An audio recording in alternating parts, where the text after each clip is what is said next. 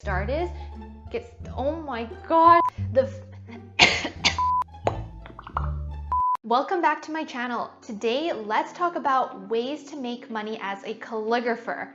Okay, so when I was just starting out 2 years ago in my calligraphy business, I was thinking, oh my gosh, like there's so many ways to make money as a calligrapher. So in today's video, I really want to go into what are the different ways you can make money as a calligrapher, and at the end, I'm going to give you some tips on what you should choose. I'm going to be generally going through them from the easiest way to the more advanced ways, because I understand you watching this, you might be a very beginner. Maybe you just started learning calligraphy, and I might also have people who are watching this who are more advanced. Maybe they've tried some things already, but they want to learn about other ways.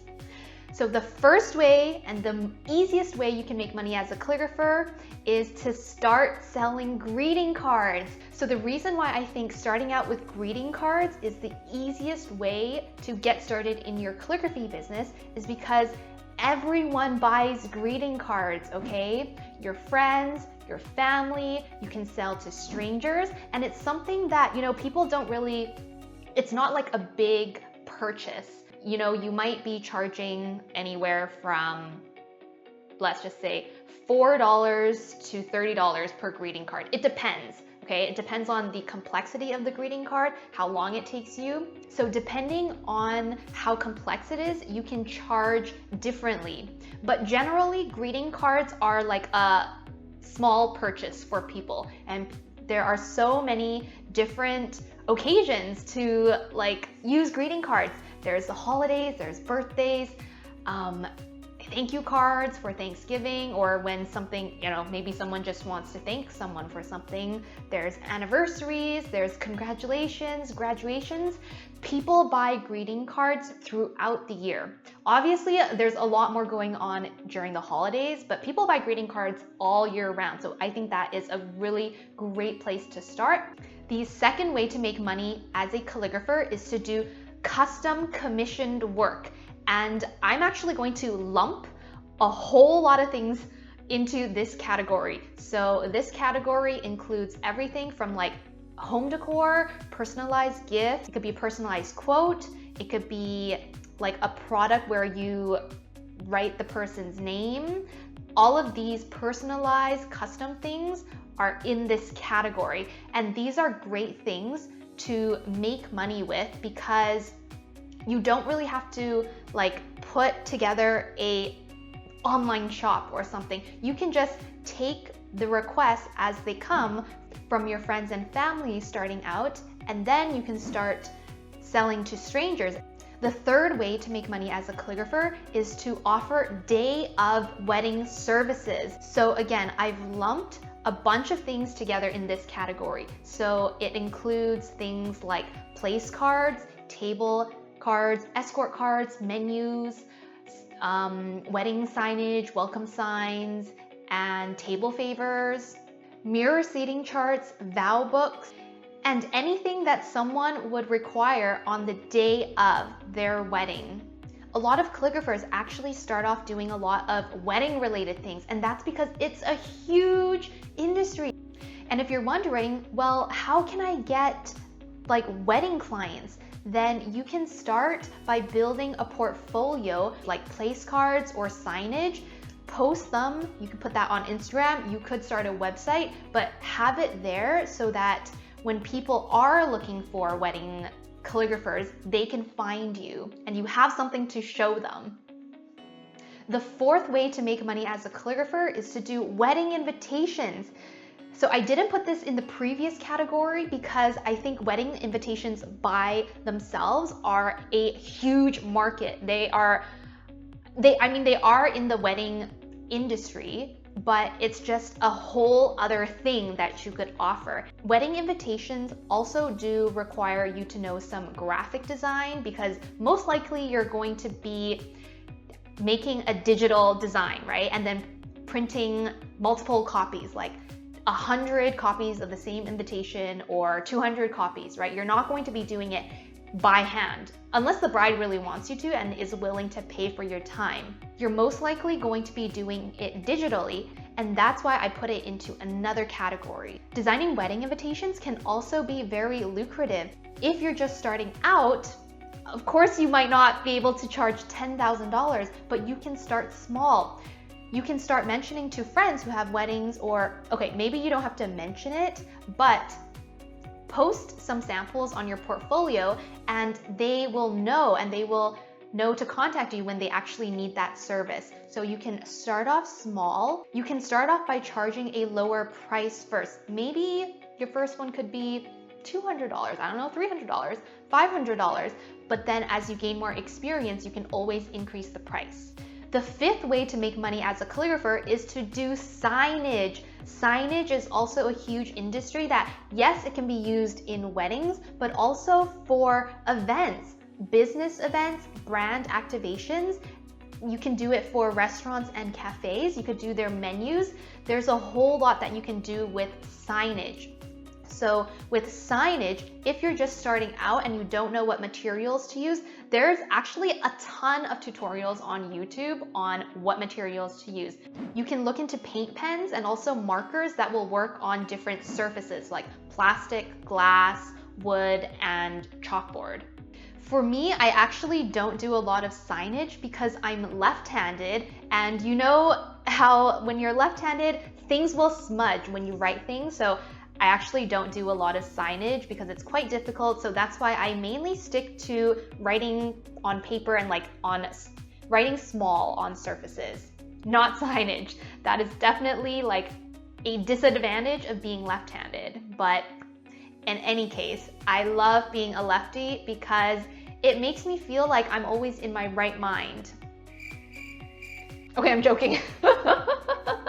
I love right-handed people and left-handed people all the same. The sixth way to make money as a calligrapher is to offer your services to small businesses in your city. So the reason why I wanted to bring this up as a separate category is because a lot of the times calligraphers don't think that their customers can be other businesses. We always think, oh, I need wedding clients. Because a lot of the times as we are consuming things as a consumer, we just don't think about offering things to other small businesses. So when I say small businesses, I mean people like individual accountants, realtors, local shops in your cities. It could be cafes, it could be restaurants, it could be like shops that are related to like home decor, or maybe they sell candles, but also insurance brokers, mortgage brokers. What about hair salons? Maybe luxury hair salons have some really high touch clients, so you never know. And the great thing about selling to businesses is that they can justify a lot of the spending as a business expense. Whereas when you're selling to the general public or consumers, they kind of see it as, okay, this is just, me buying something for myself. Do I really need it? Or, oh, I'm buying this gift for someone else. Is there an alternative that I can get at a shop? And maybe I don't want to hire a calligrapher. But when you sell to businesses, they see it as a business expense. Like if they send out customized greeting cards with hand-addressed envelopes, that is totally something you can do, and it's so easy to get started, especially if you've been working on some of the other things I mentioned in your business, like greeting cards, signage. Well, you can offer it to the general public, but why not try to contact some businesses?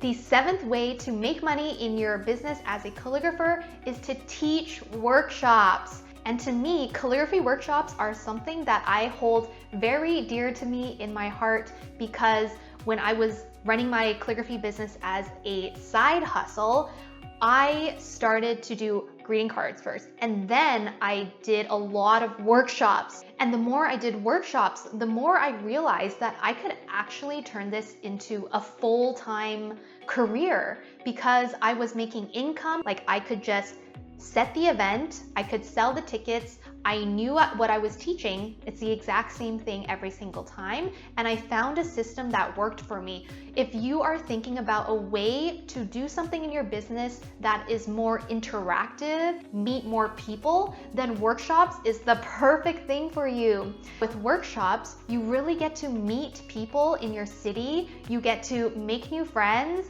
you get to also get new followers on your Instagram, and it's an easy way for them to come to trust you, and then later on, they could actually buy one of your other services. I see it as something that will grow my business exponentially and something that can give you a more steady income if you do, a certain number of workshops every single month.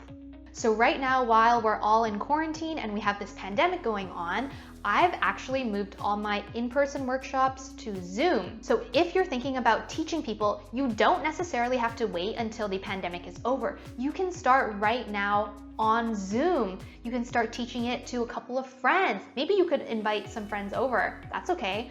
Or you can teach it to strangers on Zoom. And you know what? When you teach calligraphy online, your market is the entire world. Whereas when you teach calligraphy in person, you are limited to just people in your city.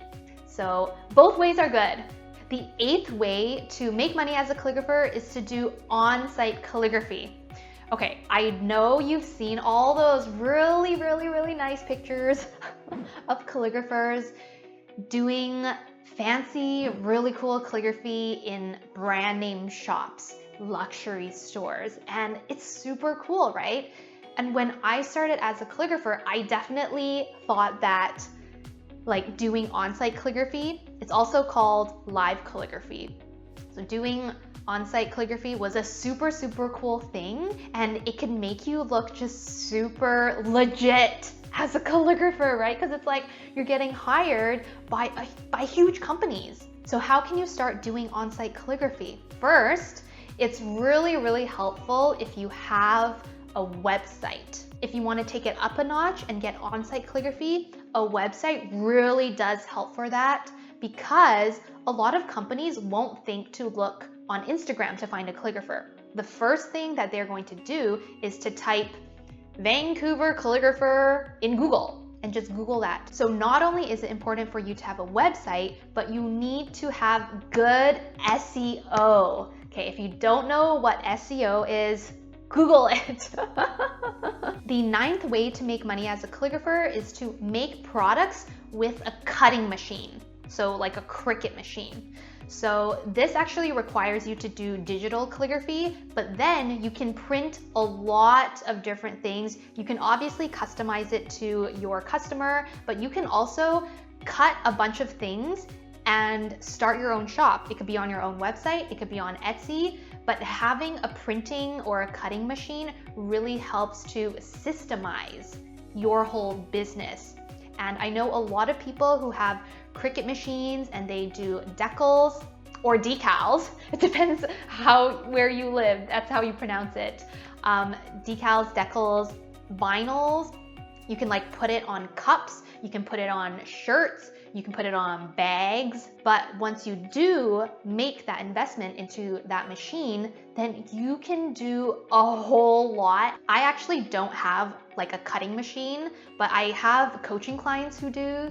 And trust me, it's super cool when I see them printing things, and it looks so professional, because it's although handmade things can be really, really nice, but when you have a product that is polished and it's shiny, it could be a sticker or something, or some vinyl, then it's just wow, it's so cool. And the 10th and final way to make money as a calligrapher is to do digital calligraphy. Okay, so I know when I say digital calligraphy or digital lettering, I'm lumping a whole bunch of things together again. So when I say digital calligraphy, these are things like doing digital designs for greeting cards, obviously wedding invitations. You can do graphics. You can do a whole lot in the graphic design world. And there's this whole other world called art licensing. So if you don't know what licensing is, it's when, when you go to like a home decor store, like a big name home decor store, and you see a cup and it has some lettering on it, or you see a notebook and it has the word, my dream on it in lettering or in calligraphy.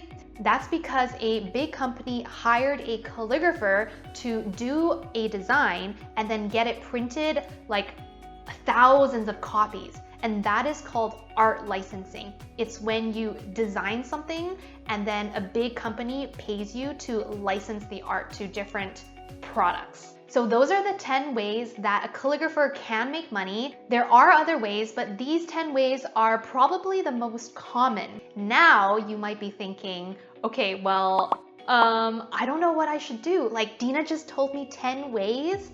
Like, should I do greeting cards? Oh my gosh, should I do workshops? Oh my gosh, should I look into art licensing? Should I do weddings? Don't worry, I got you. I've felt super overwhelmed before, and I understand how you feel. Like there are so many options, and as a calligrapher, I know you can do several of those things, but should you actually go out and do those things? Like pick 5 of those things and do them?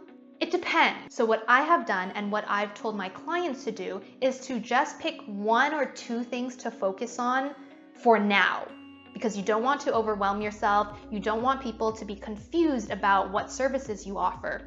So pick 1 or 2 things to start off. You could do it for a couple months.